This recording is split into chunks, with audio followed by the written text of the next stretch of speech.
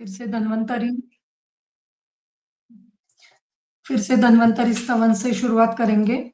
शंखं चक्रं जलौकां दधतामृतघटं चारुदोर्भिश्चतुर्भिः सूक्ष्मस्वच्छातिरुद्यां शुकपरिविलसन् मौलिमं भोजनेत्रं कालाम्बोदोज्ज्वलाङ्गं कटितटविलसच्चारुपीताम्बराढ्यं वन्दे धन्वन्तरिं तं निखिलगगनवन प्रौढ़दावाग्निलीलम प्रौढ़दावाग्निलीलम। तो कुछ वैद्यों ने रिक्वेस्ट की है कि हिंदी में लेक्चर चाहिए, इसलिए हम आज से हिंदी में व्याख्यान करेंगे। जहाँ पे जरूरी है वहां पे मराठी में बताऊंगी। थोड़ा डिटेल में अगर बताना है तो मराठी में बताऊंगी, ठीक है। तो हम सुश्रुत का आम पक्वैषणीय अध्याय देख रहे थे और उसमें छठा श्लोक चल रहा था हमारा। तो उसमें ऐसे लिखा है, आमम विपच्यमानं च सम्यक पक्वं च योभिषक् जानीयात् स भवेत् वैद्यः शेषः तस्कर वृत्तयः। तो जो शोथ के जो अलग अलग अवस्थाएं हैं, आम अवस्था, पच्यमान अवस्था और पक्व अवस्था, ये जो जानता है वही वैद्य है। बाकी सब तस्कर वृत्ति के लोग हैं, जो चोर है, ऐसे हमें बताया गया है। तो हमें सभी, ना कि सिर्फ शोथ के, बल्कि सभी प्रकार के रोगों के अमावस्था, पच्चमान, जहां जहां पे हमें अमावस्था, पक्वावस्था या फिर पच्चमान अवस्था, ऐसे अलग अलग अवस्थाएं हैं। और इससे छोड़कर भी जो जो अवस्थाएं हैं वो हमें देखनी चाहिए, वो जाननी चाहिए, और उसके हिसाब से हमें चिकित्सा देनी चाहिए। आगे है, ये श्लोक हमने देखा था, फिर भी इसका जो नीचे वाला पार्ट है उसके लिए मैं ये श्लोक ले रही हूँ।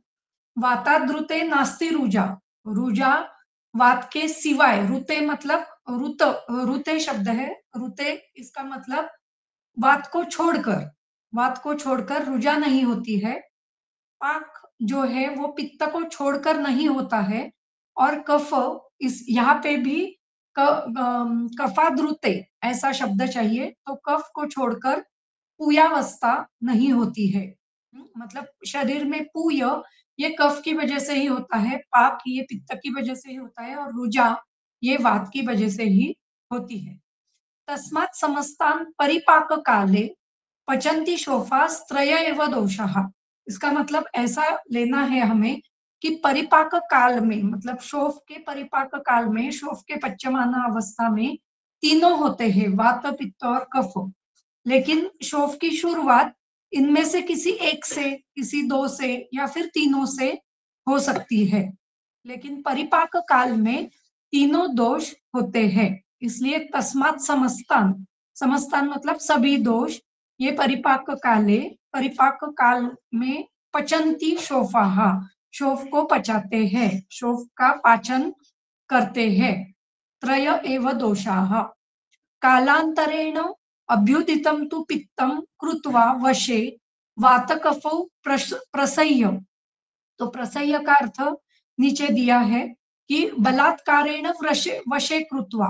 तो कालांतर में क्या होता है, तो कालांतराणे तरेण अभ्युदितम, अभी अधिक उदितम, उदित मतलब अचानक से बढ़ा हुआ पित्त, तो वो क्या करता है, प्रसह्य वातकफ, वातकफ को बलात्कार से वश करते हुए, वातकफ प्रसह्य वशे, अथवा अथवा प्रसह्य वशे वातकफ, तो वात को बलात्कार से वश करते हुए पच्च पच्चति अतः, इसको, इसका पाक मतलब शोफ का पाक अधिक अधिक करता है। और क्या होता है, शोणितमेव पाको मतः अपरेषाम विदुषाम द्वितीयाः। तो जो दूसरे विदुषी लोग हैं, विदुषी मतलब बुद्धिमान, तो इसका मतलब है उस काल में भी दो तरह के पक्ष होते होंगे। तो एक पक्ष जानता, एक पक्ष मानता है कि सिर्फ वात, पित्त और कफ ये तीन दोष से ही रोग होते हैं, और उसके कारण ही शोथ भी उसके कारण ही होता है। लेकिन दूसरा पक्ष, उसमें शोणित का अंतर्भाव भी होता है। कब होता है?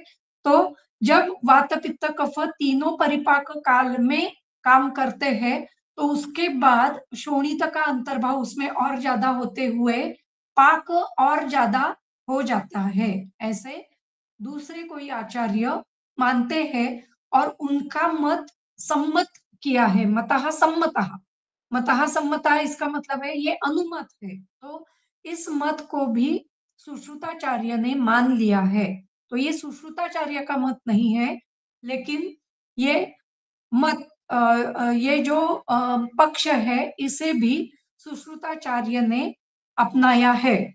और अ, उसकी वजह से शोणित का भी अंतर्भाव शोथ में होता है, ये सभी मानते हैं। ठीक है। अभी इस पर मैं टीका कर रही थी या फिर विवरण दे रही थी कि शोणित ये चौथा दोष है या नहीं। तो हम उसके लिए अम, सूत्रस्थान सुश्रुत सूत्रस्थान 21वां अध्याय है, उसमें अम, 3 दोष के बारे में भी लिखा है और शोणित चौथा दोष है या नहीं, या फिर सुश्रुताचार्य क्या कहते हैं वो हम यहाँ पे देखेंगे। तो ये सब पढ़ने के बाद ऐसा समझ में आता है कि सुश्रुताचार्य के मत से शोणित ये चौथा दोष दोष नहीं है, वो धातु ही है।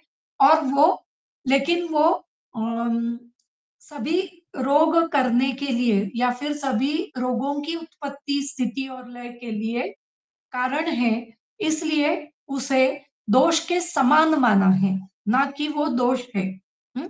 तो उसके लिए ये श्लोक दिया है, वात पित्त श्लेष्माणाः एव देह संभवाः।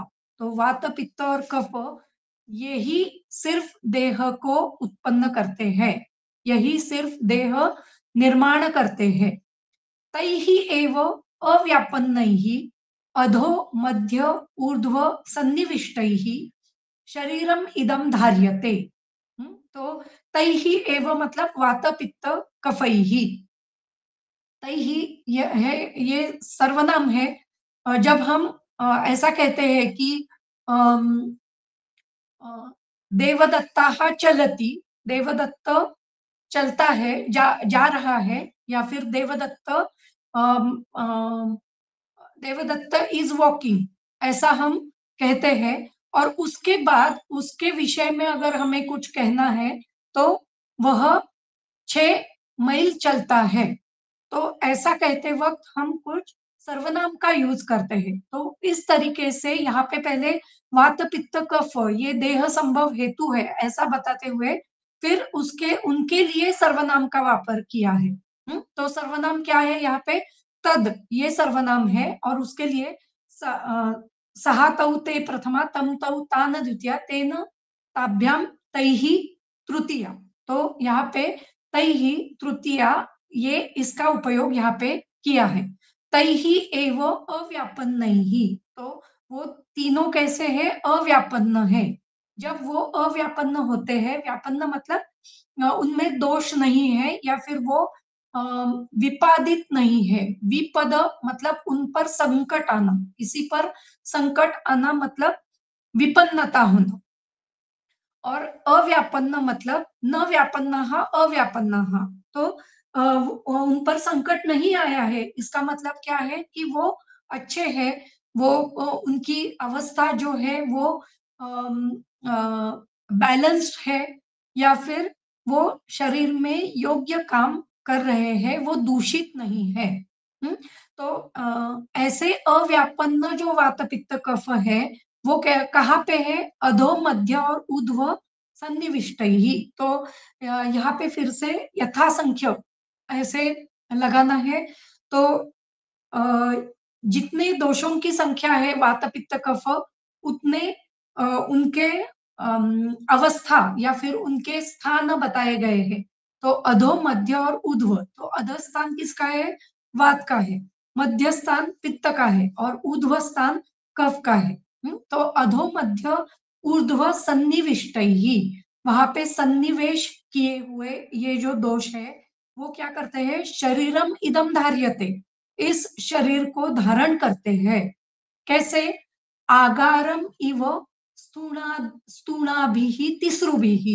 अगर हमें कोई भी घर, आगार मतलब घर, घर हमें अगर तैयार करना है तो हमें कम से कम 3 खंबे लगते हैं, 3 खंबे कम से कम लगते हैं। चौथा अगर नहीं लिया तो भी चलता है, लेकिन 3 खंबे बराबर होने चाहिए।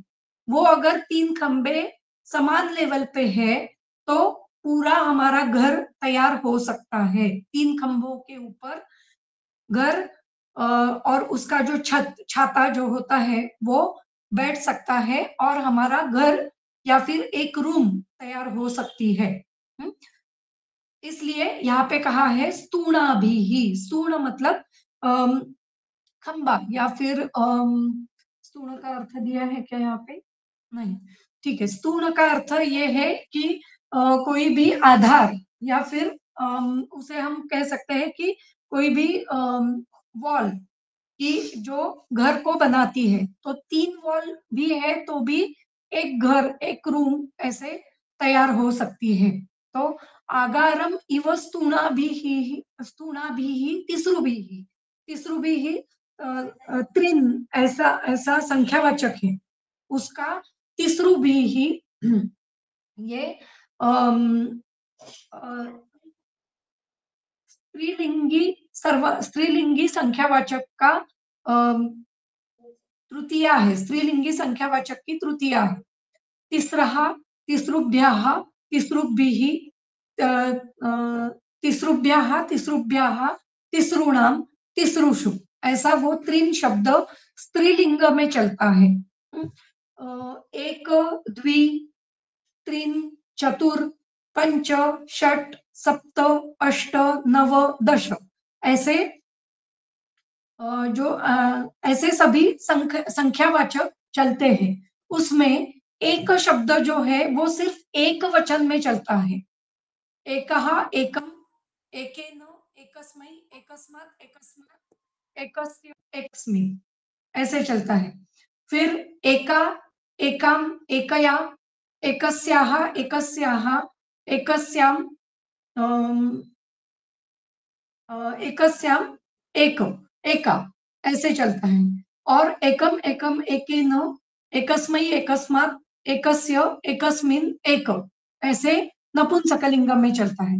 इस तरीके से पुल्लिंग, स्त्रीलिंग और नपुंसकलिंग में एक शब्द चलता है।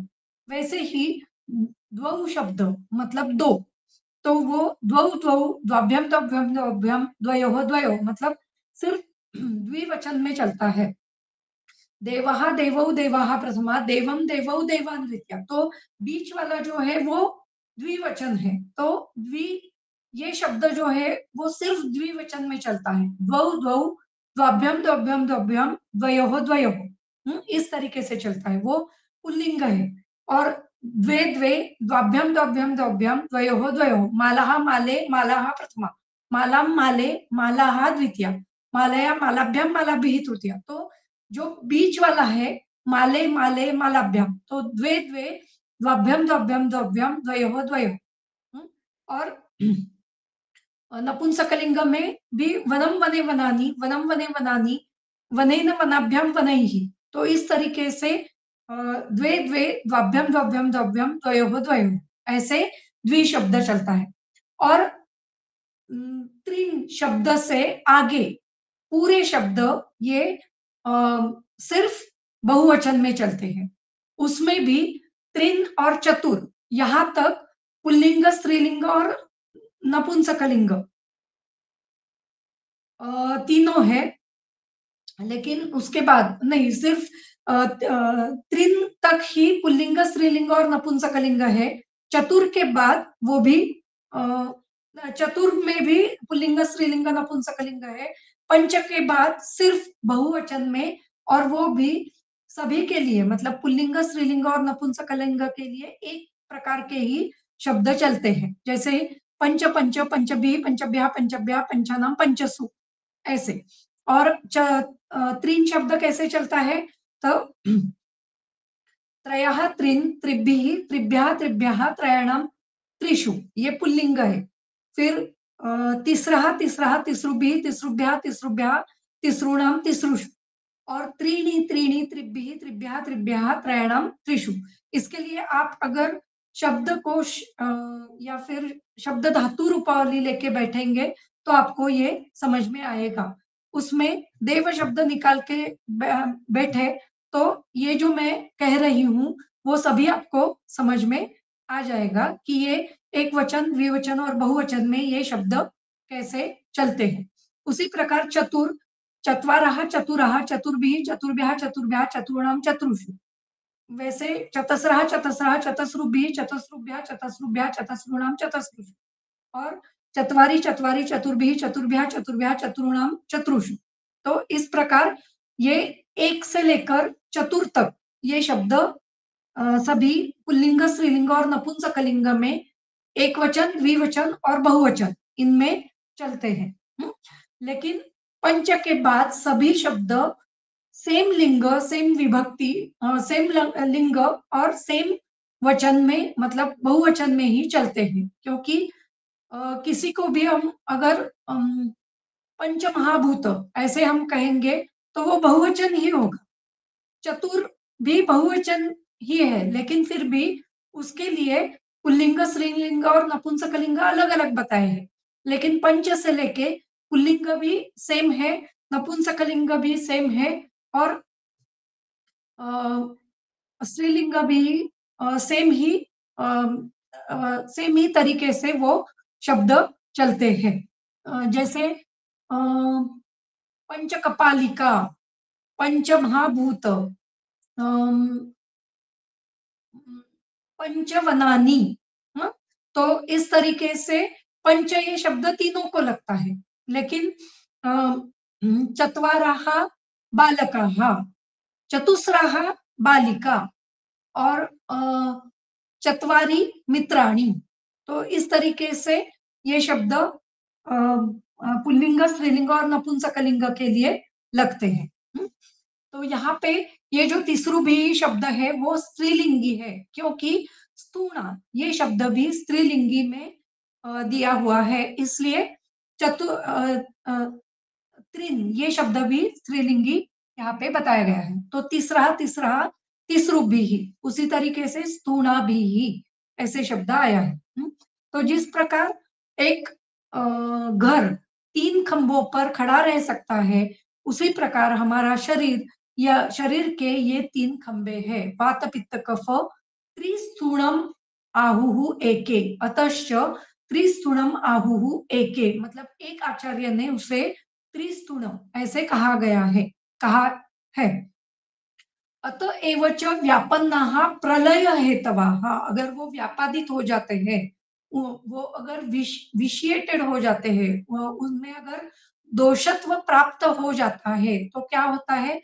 प्रलय हेतवाः, प्रलय का मतलब लय होना, शरीर का नाश होना, शरीर खराब होना, शरीर में रोग निर्मिति होना, उसका हेतु वो हो जाते हैं। तो प्रलय शब्द ये यहाँ पे विधान तंत्र युक्ति है, तो प्रलय शब्द ये रोग के लिए बताया गया है। यहाँ पे उसका अर्थ रोग ऐसे हमें लेना है। तो प्रसंग से कौन सा अर्थ होने वाला है वो हमें जान लेना चाहिए। प्रलय का अर्थ अगर हम शाब्दिक अर्थ लेंगे तो सृष्टि का विनाश ऐसे हम ले सकते हैं, लेकिन यहाँ पे का कौन सा अर्थ है, तो कौन सा अधिकरण चल रहा है उसके हिसाब से हमें अर्थ लेना चाहिए। तो अतएव च व्यापन्नाः प्रलय हेतवाः, तो जब ये व्यापन्न हो जाते हैं, अ, त एव च व्यापन्नाः, तो यहाँ पे तः अधिक एव उसका संधि हुआ है त एव। तो कभी-कभी संधि में भी संधि भी हमें सीखने चाहिए कि कौन से संधि में शब्द कैसे अलग हो जाते हैं। यहाँ पे ताहा ऐसे शब्द है, सहा तो अम,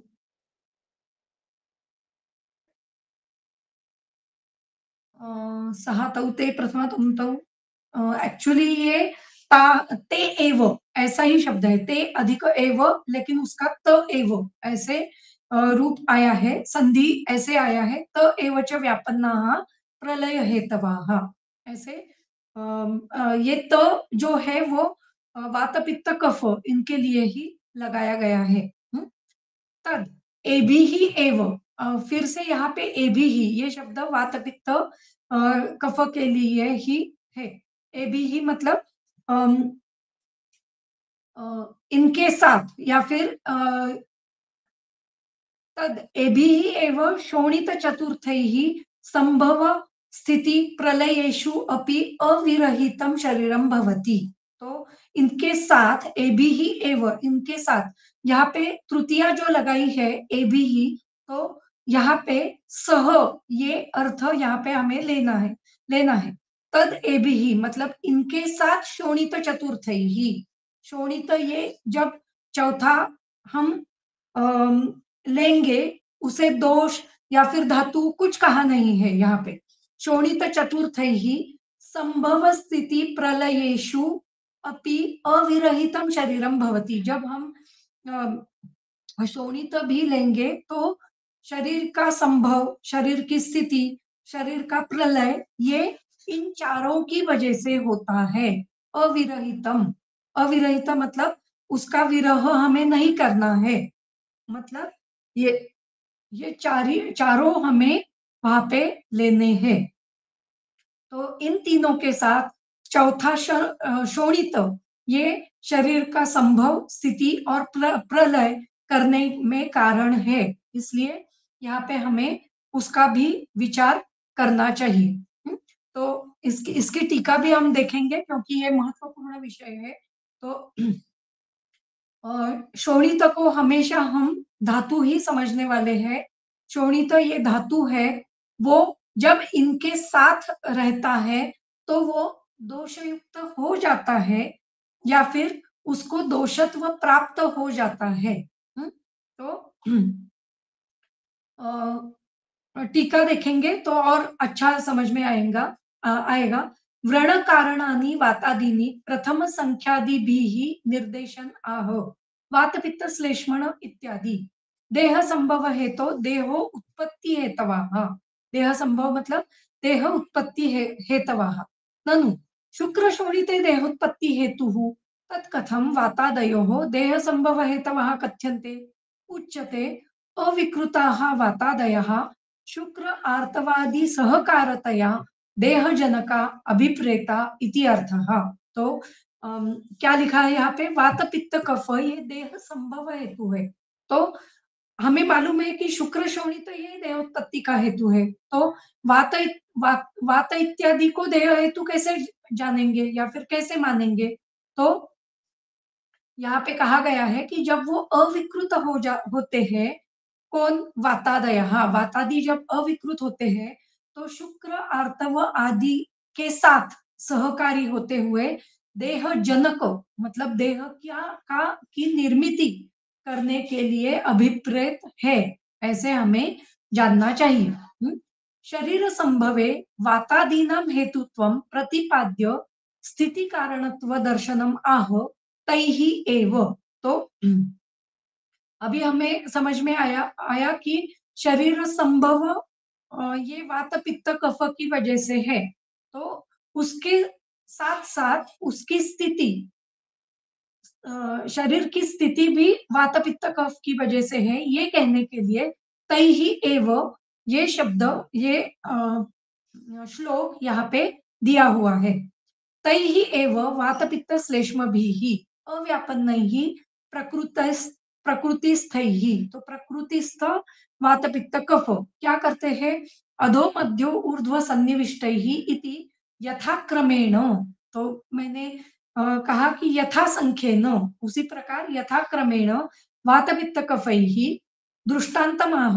यहाँ पे दृष्टांत दिया है, तो दृष्टांत तंत्र युक्ति क्या है? तो जो सामान्य बुद्धि वाले हैं और जो तीक्ष्ण बुद्धि वाले हैं, इन दोनों को समझने के लिए कुछ विषयों का विवरण किया जाता है और वहां पे कुछ उदाहरण दिए जाते हैं, उन्हें दृष्टांत कहा जाता है।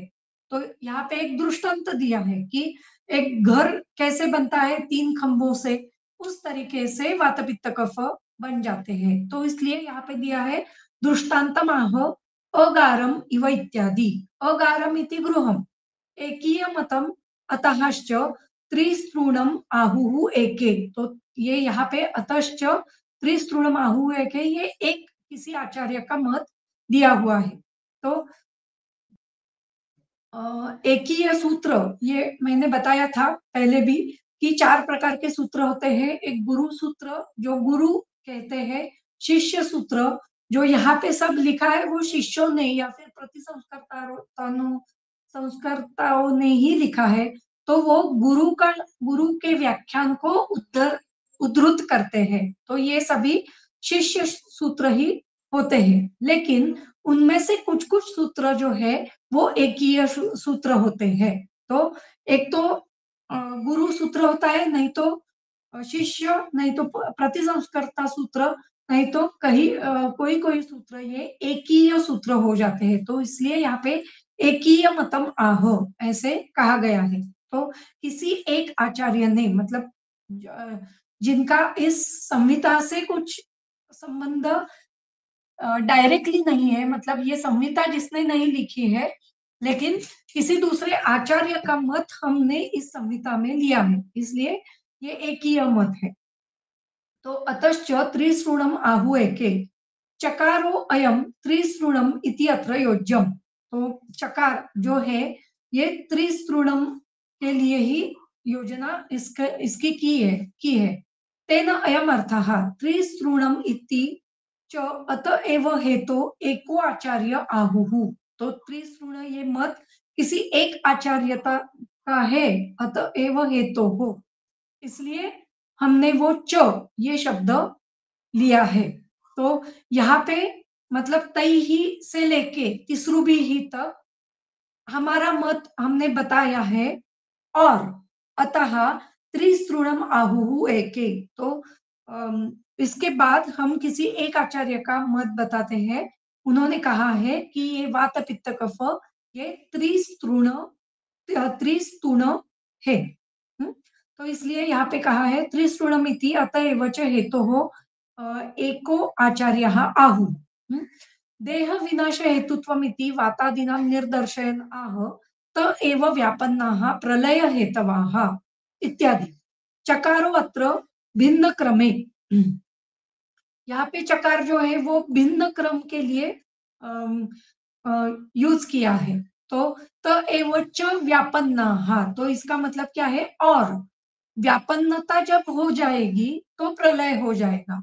तो पहले यहाँ पे अव्यापन्न बताते हुए उसके बाद पहले 2 श्लोक में अव्यापन्नता बताते हुए अभी फिर से चकार का उपयोग किया है। वो किस लिए? तो चकारम इह भिन्न क्रमे। तो हमने अभी क्रम बदला है। पहले हमने अव्यापन्न का क्रम बताया, अभी व्यापन्न बता रहे हैं। इसलिए वो कुछ अलग बातें बताने के लिए च शब्द हमने यहाँ पे यूज किया है, इसलिए वो च शब्द आया है। मतलब हम बोलते हैं कि वसंत ऋतु में गर्मी होती है और सुबह-सुबह ठंडी भी होती है। तो ये जो और हमने बीच में लगाया तो वो हम वसंत ऋतु का ही वर्णन कर रहे हैं, लेकिन उसका थोड़ा अलग वर्णन हमें करना है, इसलिए वो च फिर से आया है। तो वसंत ऋतु में गर्मी होती है, तो या फिर ऐसे वसंत ऋतु में दोपहर में गर्मी होती है और सुबह और शाम को ठंड महसूस होती है। तो ये चकार जो है बीच वाला और इस प्रकार से यहाँ पे यूज किया है। तो पहले एक अव्यापन्न का वर्णन करते हुए अभी व्यापन्न का वर्णन वो कर रहे हैं। तो इसलिए चकारो अत्र भिन्न क्रमे तेन अयम अर्थः त एव वातादयः व्यापन्नाश्च विकृतिस्थाः प्रलय हेतवः विनाश हेतवो भवन्ति इति अध्याहारः।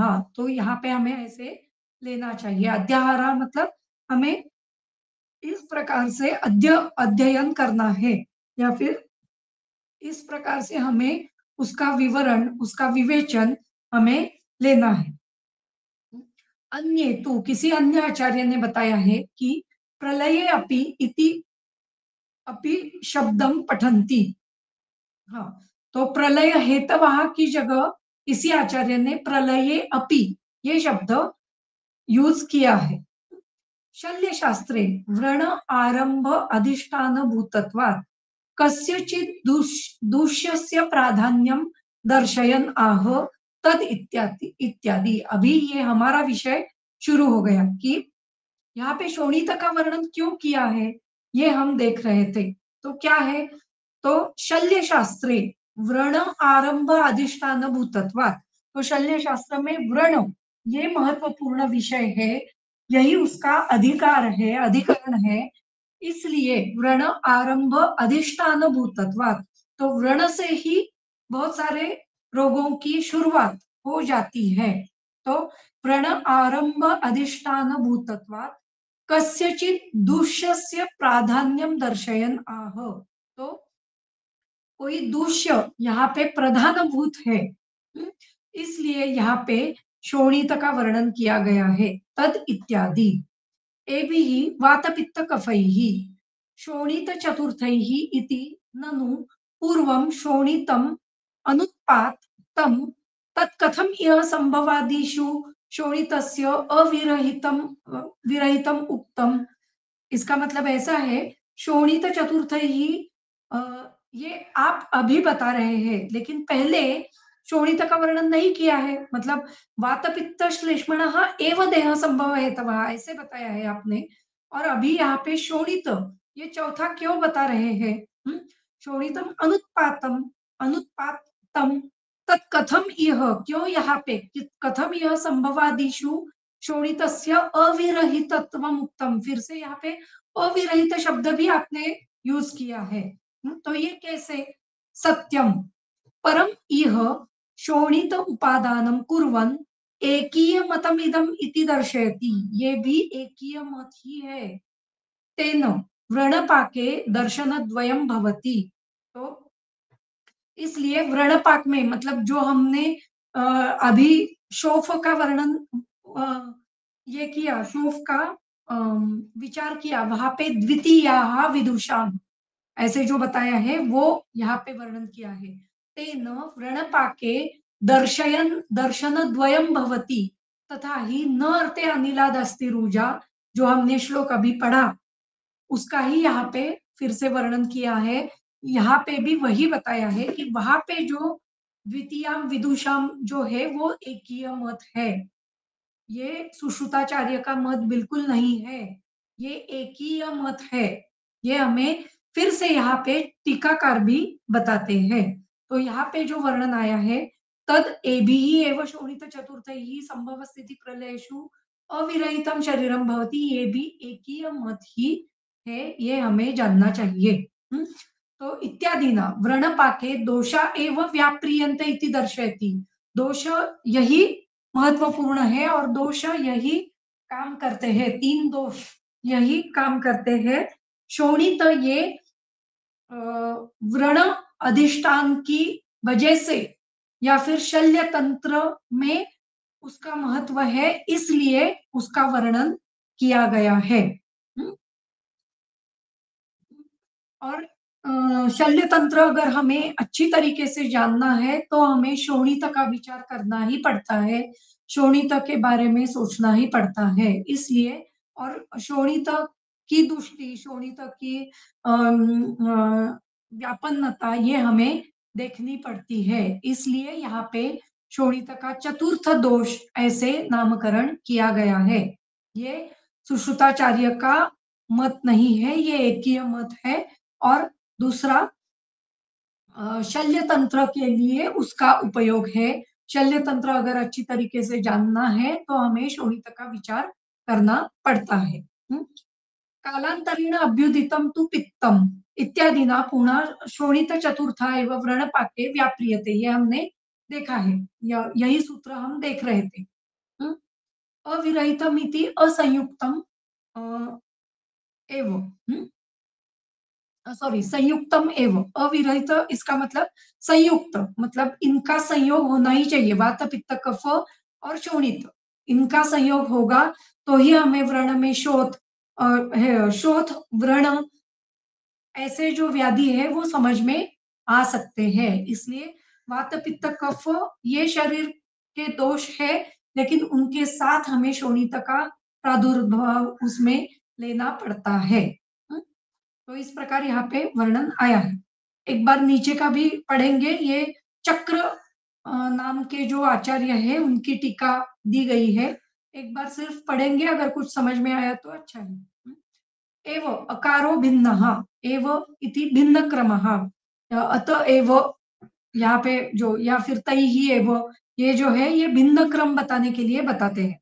तेन संभव हेतवः एव अर्थः, तो ये संभव हेतु भी है और व्यापन्न हेतु भी है। अत अत्र वातादयः शुक्रशोणितगताः प्रकृतिस्थया गर्भसंभवे हेतवो भवन्ति। ये समझ में आ रहा है। प्रलये इति देहनाशे रक्तस्य अपि शल्यशास्त्रप्रधानव्रण अधिष्ठानस्य हेतुलिङ्गचिकित्साविशेषप्रयोजकतया प्राधान्यख्यापनार्थं दोषतुल्यतया संभवात इति हेतुत्वम नियमन आह। तो उसे हेतु क्यों कहा गया है शोणित को? क्योंकि शल्य शास्त्र प्रधान व्रण अधिष्ठान, तो शल्य शास्त्र में प्रधान व्रण, व्रण का प्रधान अधिष्ठान होने के कारण, और उसके हेतु लिंग चिकित्सा ये सभी विशेष हमें दिखाई देते हैं। मतलब उसके हेतु, शोणित दृष्टि के अलग हेतु हमें दिखते हैं, शोणित के जो दुष्टि लक्षण है वो हमें समझ में आते हैं, और शोणित पे की जाने वाली रक्त मोक्षण इत्यादि चिकित्सा जो है वो हमें अलग सी समझ में आती है, दिखती है, और उसमें हमें उपशय मिलता है। उसके कारण विशेष प्रयोजकतया प्राधान्य ख्यापनार्थम, प्राधान्य दिखाने के लिए, प्राधान्य से जानने के लिए, दोष तुल्यतया, उसे दोष का तुल्य भाव दिया गया है। दोष तुल्यतया संभवादि हेतुत्वम नियमन आह, उसे भी शरीर का संभव हेतु कहा गया है। अविरहितम इति कारणतया अविरहितम, तो अविरह का मतलब उनका विरह न होना चाहिए, कारण से अविरहित, कुछ स्पेसिफिक कारण से वो अविरहित रहते हैं। शोणितस्य देह कारणत्वम आर्तव कारणतया व्यक्तम, ये भी हमें याद रखना चाहिए कि आर्तव की वजह से वहां पे शोणित है, ये भी हमें जानना चाहिए। इसका भी एक बहुत ही अच्छा वर्णन है। शोणित अध्याय में ऐसे लिखा गया है कि अ, रस के बाद रक्त की उत्पत्ति होती है।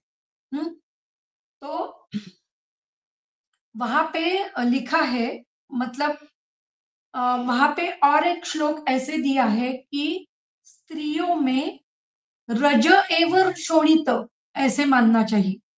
मतलब और रस के बाद शोणित का चय, शोणित का गर्भाशय में चय, ये 7 दिन के बाद बताया गया है। जिस प्रकार रस के बाद रक्त की उत्पत्ति होती है, रस के बाद रक्त की उत्पत्ति 7 दिन के बाद होती है। रक्त धातु ये 7 दिन के बाद उत्पन्न होता है। उसी प्रकार रस के बाद 7 दिन के बाद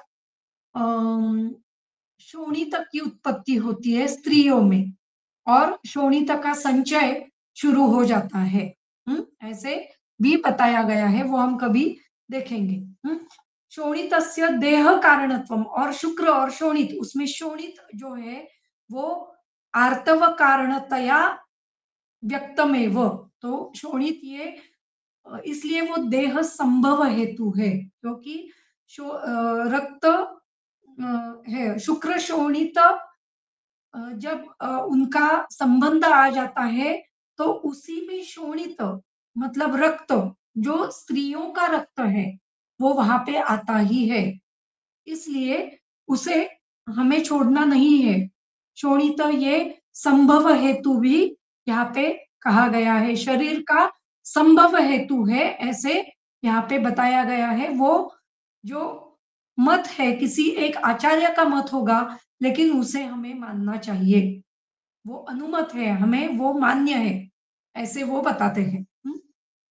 शोणितस्य देहकारकत्वादि उक्तम शास्त्रे देहस्य रुधिरम मूलम रुधिरेणैव धार्यते। देह का रुधिर ये मूल है और रुधिर से ही देह का धारण होता है। रुधिरेण एव देहम धार्यते। देहस्य रुधिरम मूलम, रुधिर ये देह का मूल है, उससे ही देह की उत्पत्ति है, स्थिति है, संभव है। और रुधिरेण नैव एव धार्यते, रुधिर से ही देह का धारण होता है। इति साक्षात् च अस्य वातादिवत् प्रपंच प्रपंचान् अभिधानेन पारमार्थिकीं दोषतां प्रतिक्षिपति। यदि हि वातातिवत् दोषः स्यात् तदा तेन अपि प्रकृतिः स्यात् इत्यादि दूषणम दूषणम अनुसर्तव्यम। तो इसलिए यहाँ पे कहा है साक्षात च अस्य, अस्य मतलब रुधिरस्य, वातातिवत प्रपंचान अभिधानेन, म्हणजे उसका प्रपंच, प्रपंच मतलब सभी उसके हेतु बताए हैं, उसके लक्षण बताए हैं, उसकी चिकित्सा बताई है, ये उसका प्रपंच है। तो ये प्रपंचान अभिधानेन, उसका अभिधान किया गया है, उसका प्रपंच कहा गया है, यहाँ पे वर्णन किया है गया है। तो पारमार्थिकीम दोषता प्रतिक्षिपति, तो पारमार्थिक रूप से वो दोष है, ऐसे यहाँ पे हम मान सकते हैं, जान सकते हैं, लेकिन वो दोष नहीं है। यदि ही वातादिवत दोषः स्यात्, अगर वो वातादि की तरह से दोष होता है, तदा तेन अपि प्रकृति स्यात्, तो उससे भी प्रकृति बन जाती। मतलब प्रकृति तो तीन ही है, वात पित्त कफ, वातल पित्तल श्लेष्मल, विकृति भी तीन ही है, वातल पित्तल श्लेष्मल। तो अगर ये दोष होता तो उससे प्रकृति भी बन जाती, तो यहाँ पे प्रकृति नहीं है। रक्त ऐसे रक्तज प्रकृति ऐसे नहीं होती है, या फिर उस वो शरीर का स्वभाव नहीं है। स्यात् इत्यादि दूषणम अनुसर्तव्यम, तो ऐसे दूषण उसको लग जाते कि उससे भी प्रकृति होती है, ऐसे दूषण उसको लग जाते, तो वो नहीं लगने के लिए वो दोष नहीं है, यही हमें समझना चाहिए। वो धातु ही है, लेकिन वो शरीर की संभव काल से शरीर में होता है, शरीर के संभव काल से शुक्र शोणित का संयोग काल से वो शरीर में रहता है, इसलिए और उसका प्रपंच हेतु लक्षण और चिकित्सा हमें दिखाई देती है, इसलिए उसको दोषत्व स्वरूप आ सकता है। और किस किस वजह से दोषत्व स्वरूप आ सकता है, तो वो आगे थोड़ा और लिखा है, वो भी हम जानते हैं।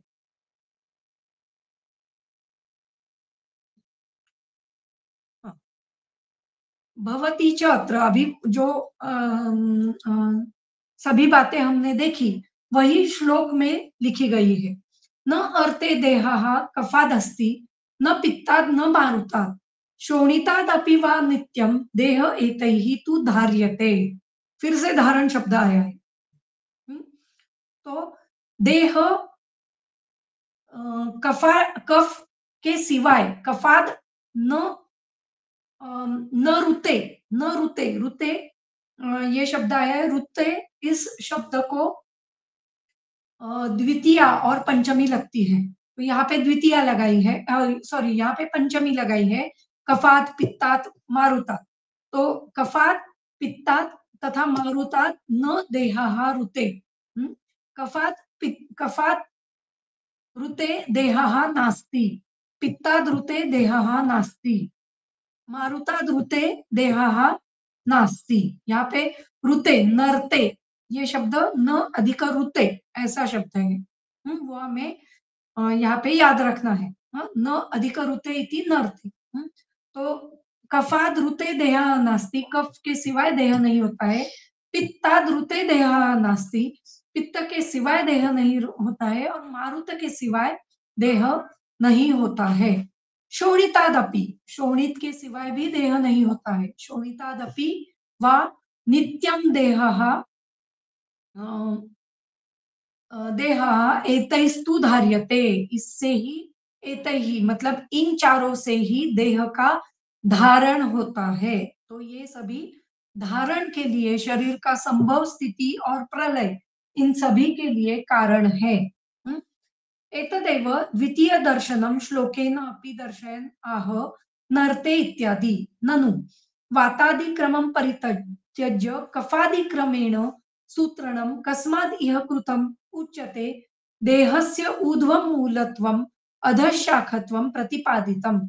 ऊर्ध्वभागे च कफ अधिष्ठानमस्ति, तेन इह कफ एव प्रथमं दर्शिताः। इसलिए ये पूरा पढ़ते हैं, फिर बताती हूँ। तद उक्तम ऊर्ध्वमूलम अधशाखम त्रिस्तृणम पंचदैवतम क्षेत्रज्ञ अधिष्ठितम विद्वान यो वै वेद स वेदवित्।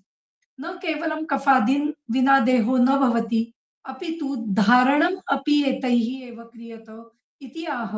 देह एतैस्तु धार्यत इति। तु शब्दो च अर्थो भिन्न क्रम च, तेनम् अयम् अर्थः धार्यते च एतैः एव अव्यापन्नैः कफ पित्त वात वातरक्तैः इति अर्थः। न ऋते देहः कफात् इति एतस्य आदौ।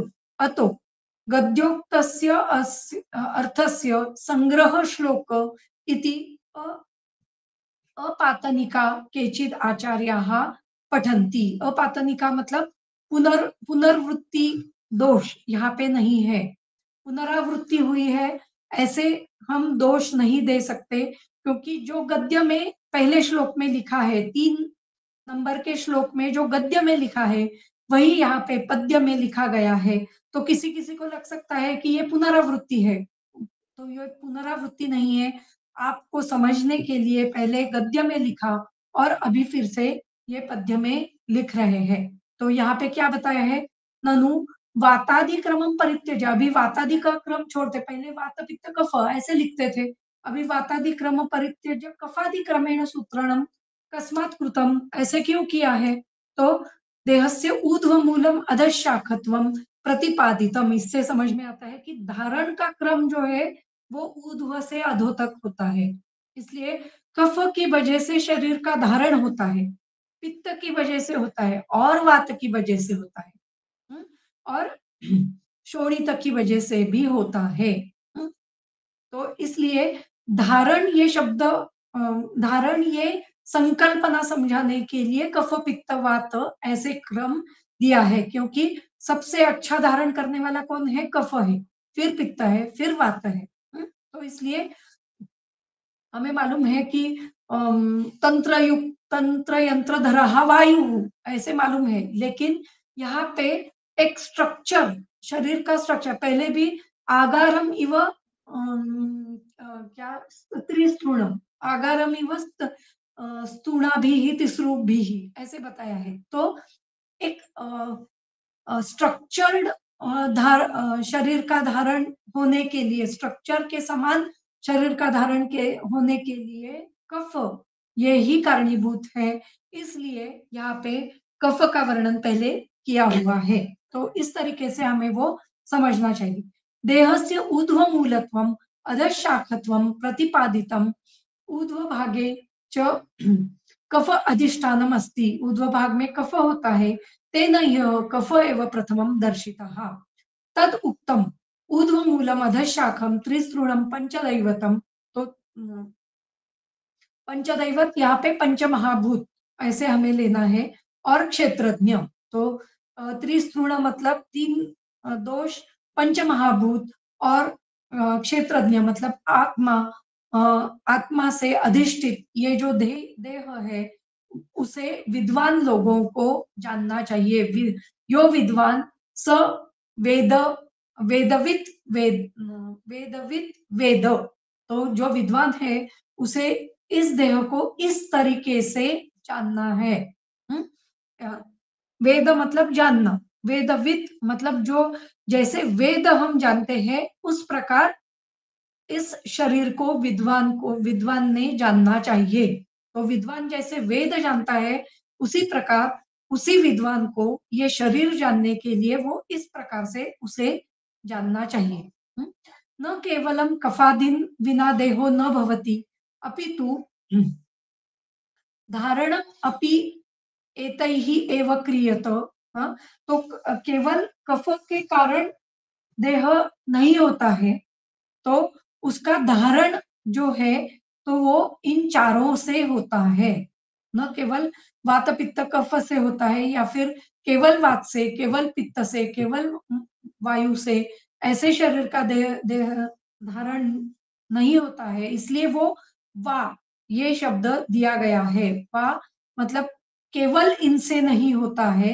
न रुते कफात न केवलम कफाद्रुते न केवलम पित्ताद्रुते न केवलम मारुताद्रुते अपि शोणितादपि वा नित्यम देहम धार्यते। तो शोणित से भी देह का धारण होता है। देह एतैः स्तु धार्यते इति तु शब्दश्च अर्थो भिन्न क्रमः। यहाँ पे तु शब्द ये एतैस्तु धार्यते इसका मतलब ऐसा है तेन अयम अर्थः धार्यते च एतैः अव्यापन्नैः। यहाँ पे तु ये शब्द अव्यापन्नता बताने के लिए दिया गया है। तेन अयम अर्थः धार्यते च एतैः एव अव्यापन्नैः कफ पित्त वात रक्तैः इति अर्थः। न ऋते देहः कफात् इति एतस्य आदौ अतो गद्योक्तस्य अर्थस्य संग्रह श्लोक। ये संग्रह श्लोक इसको संग्रह श्लोक कहते हैं। भवती छात्र इससे जो पहले गद्य दिया हुआ है उसका ही संग्रह करने के लिए कुछ श्लोक बताया है, उसे संग्रह श्लोक कहा जाता है। इसलिए आपातनिकाः न भवति। ये सॉरी अपातनिकाः केचिद आचार्याः पठन्ति। तो ये अपातनिक है। ये कुछ पातनिक इसका मतलब है कि ये पुनरावृत्ति नहीं है। अपातनिका न पातनिका अपातनिक ये पुनरावृत्ति नहीं है। तो ये आपको समझाने के लिए फिर से एक बार देते हैं। तो इस प्रकार यहाँ पे हमने देखा कि शोणित क्या करता है, सिर्फ धारण करता है। वात पित्त कफ इनको दूषणत्व भी प्राप्त हो जाता है, लेकिन जब अव्यापन्न है तो वो शरीर का धारण भी करते हैं।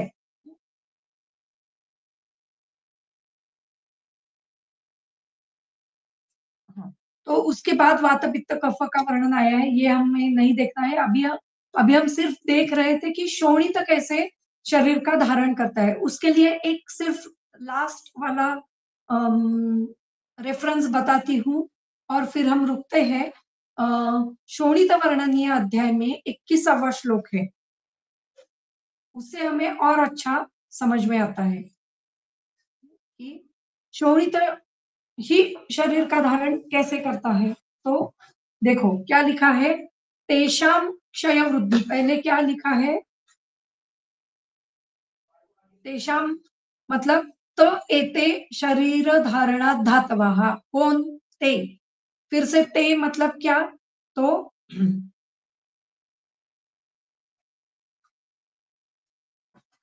यहाँ पे पहले रस रक्त मांस मेद इनका वर्णन आया है पहले। कौन से श्लोक में,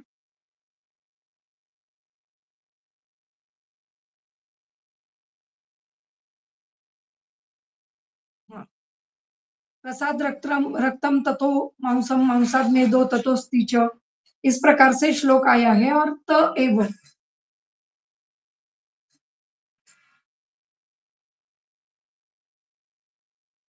नहीं, बहुत पहले है वो श्लोक। तो यहाँ पे जो वर्णन है वो उनका ही वर्णन चल रहा है कि स एव अन्न रसो वृद्धा नाम परिपाक शरीरत्वात् प्रीणनो भवति। तो इसके बाद तो एते शरीर धारणात् धातवा इति उच्यते उच्यन्ते। तो पहले रसाद रक्तम ततो मांसम मांसाद मेदो प्रसादजः अ, उम, मेधसा मज्ञो मज्ञास अम, शुक्रम शुक्रात गर्भः प्रजायते, ऐसे वर्णन कुछ आया है वहां पे।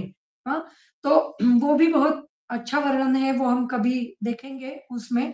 लेकिन ये जो वर्णन आया है वो इसके लिए है कि रस से रक्त, रक्त से मांस, ऐसे ऐसे धातु तैयार हो जाते हैं। त एते शरीर धारणात धातवः इति उच्यते, उन्हें धातु कहा गया है। फिर उसके बाद ये वर्णन आता है कि तेषाम क्षय वृद्धि, तेषां मतलब रस रक्त मांस मेधा अस्थि मज्जा शुक्र, इनकी क्षय और वृद्धि शोणित निमित्ते, शोणित के निमित्त से उनकी क्षय क्षय और वृद्धि हो जाती है। तो ये शोणित निमित्ते, ये जो शब्द है ये बहुत महत्वपूर्ण है।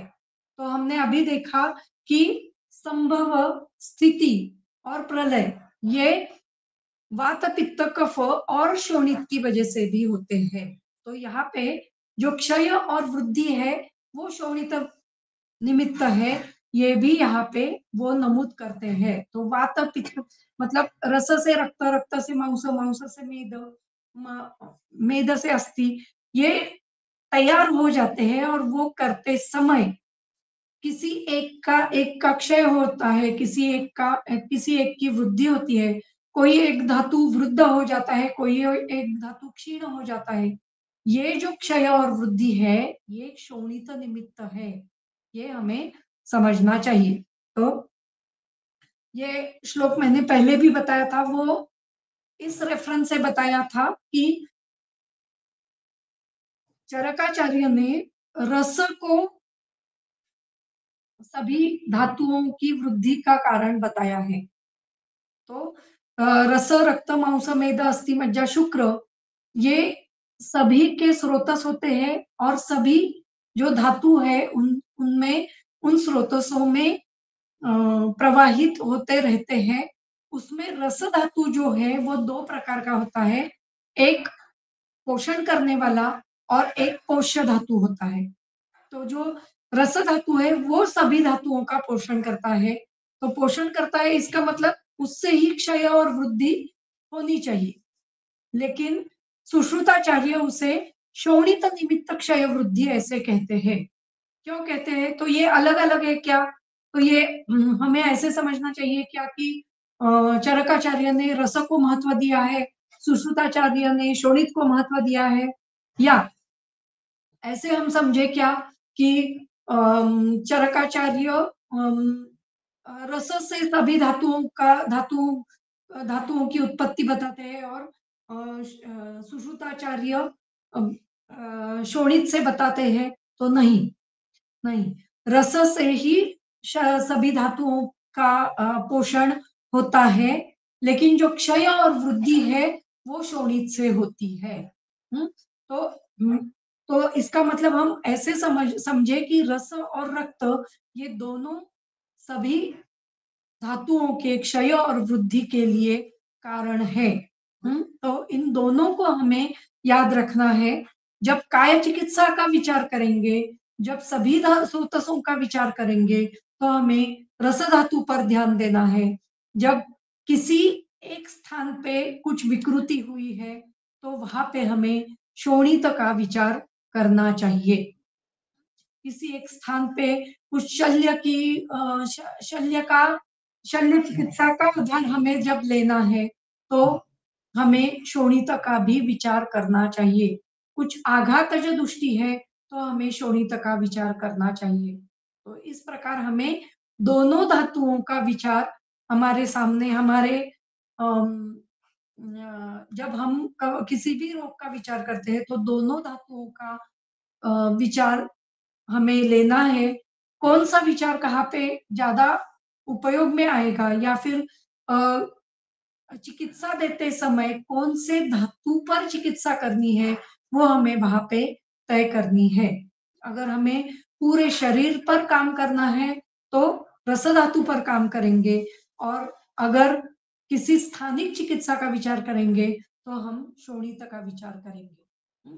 तो इस प्रकार से, और हमें ये भी मालूम है कि जब कोई रोग, समझो वात रक्त है या फिर गुल्म है, या फिर समझो अर्श है, तो जब कोई रोग, ये कितनी भी चिकित्सा करो आप, जब कभी वो ठीक नहीं होता है, उसको उपशम नहीं होता है, तो हमें वहां पे रक्त दृष्टि को देखना ही पड़ता है।